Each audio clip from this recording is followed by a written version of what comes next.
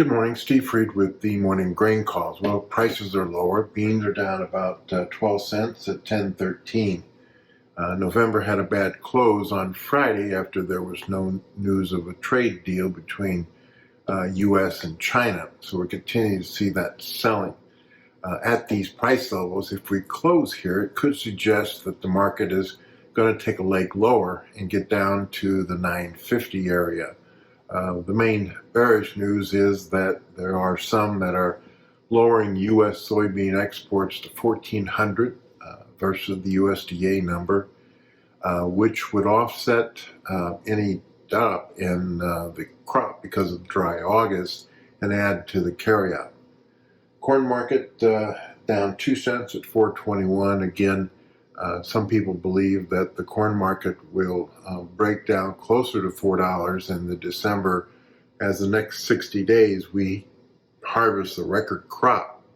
Now, yields might be down, but here again, U.S. corn exports might see some competition from feed wheat, from South America crops, and also from Black Sea crops. And so we could see still a higher carryout, despite talk that the yields in the Eastern Corn Belt could be below what they could have been due to the dry August.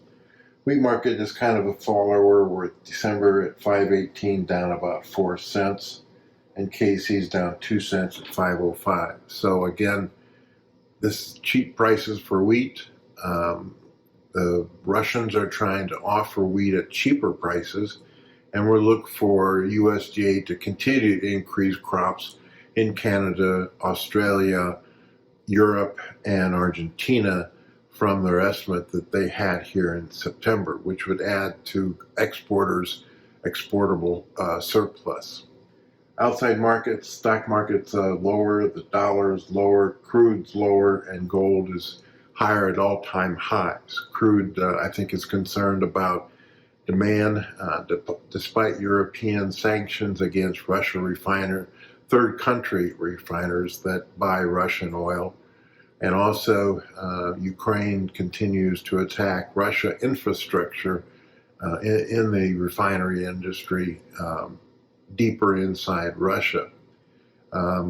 We also note gold making new highs, in part looking at the consumer production index.